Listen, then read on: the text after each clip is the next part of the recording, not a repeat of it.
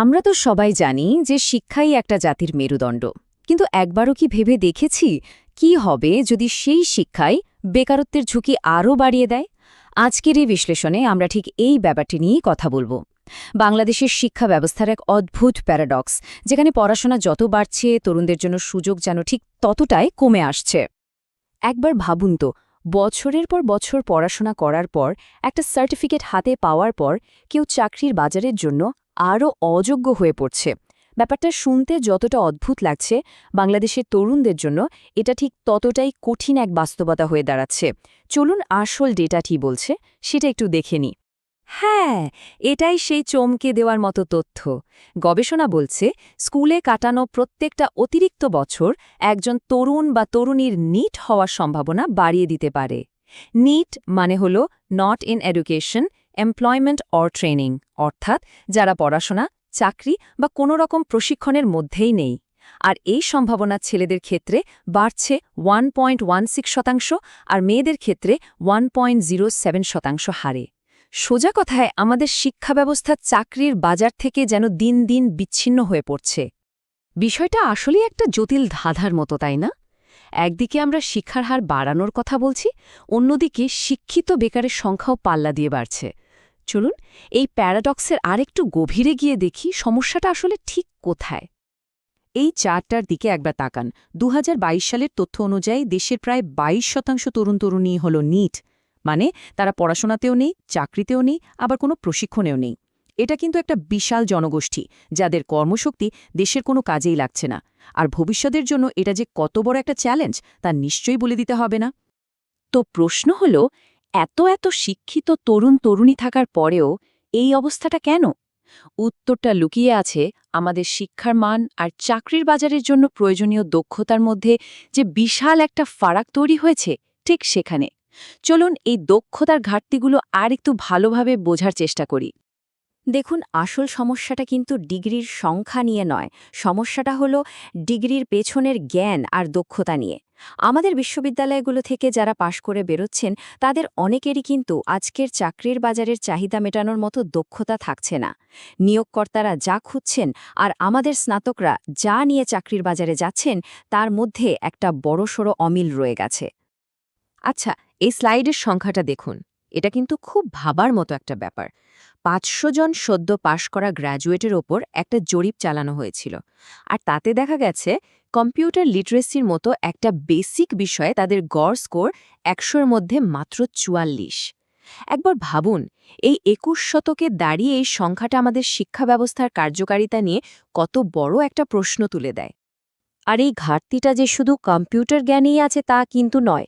নিয়োগকর্তারা বারবার বলছেন স্নাতকদের মধ্যে ইংরেজিতে ঠিকঠাকভাবে যোগাযোগ করা, সাধারণ গণিতের জ্ঞান, কোনো সমস্যার সামনে এলে সেটা সমাধান করার মানসিকতা আর সময় ব্যবস্থাপনার মতো সফট স্কিলসেরও মারাত্মক অভাব দেখা যায়।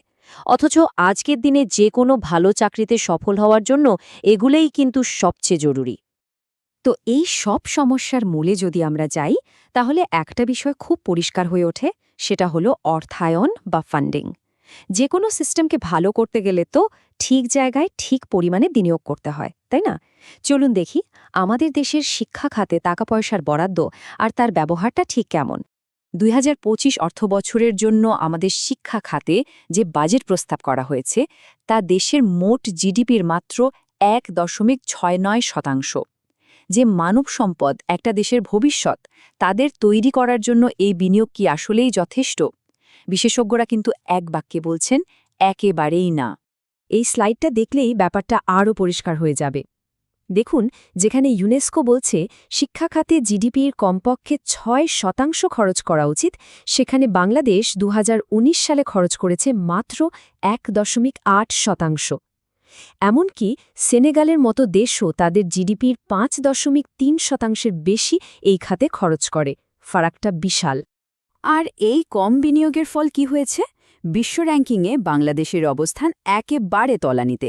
104টা দেশের মধ্যে আমরা দ্বিতীয় সর্বনিম্ন। শুধু তাই নয়, সরকার তার নিজের প্রেক্ষিত পরিকল্পনায় যে লক্ষ্যমাত্রা ঠিক করেছিল, এই বরাদ্দ তার ধারে কাছেও যেতে পারেনি। এখন প্রশ্ন হল, যেটুকু টাকা বরাদ্দ হচ্ছে সেটাই বা কিভাবে খরচ হচ্ছে? দেখুন, বাজেটের প্রায় ৭৫% চলে যাচ্ছে পরিচালন ব্যয়, মানে শিক্ষকদের বেতন আর অন্যান্য দৈনন্দিন খরচ মেটাতে। আর শিক্ষার মান বাড়ানোর জন্য, যেমন ধরুন নতুন ক্লাসরুম তৈরি করা বা শিক্ষকদের ভালো ট্রেনিং দেওয়ার জন্য যে উন্নয়ন ব্যয়টা দরকার, সেখানে খরচ হচ্ছে মাত্র ২৫%।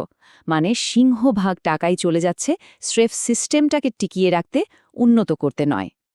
আর সবচেয়ে উদ্বেগের বিষয় হল, শুধু মোট বরাদ্দই যে কম তা নয়, মাথাপিছু ব্যয়ও কিন্তু কমছে।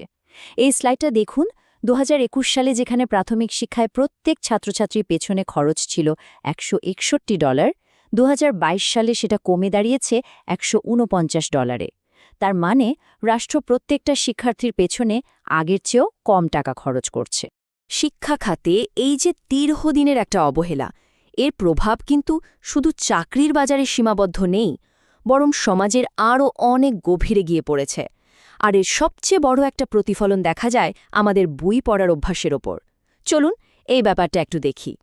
প্রায় ৭৩ বছর আগে সৈয়দ মুজতবা আলী এই কথাটা লিখেছিলেন। আর দুঃখজনক হলেও সত্যি যে এতগুলো দশক পরেও পরিস্থিতি কিন্তু খুব একটা বদলায়নি। বই পড়ার প্রতি আমাদের এই যে একটা জাতীয় অনীহা, এটা একটা গভীর সাংস্কৃতিক সমস্যায় পরিণত হয়েছে।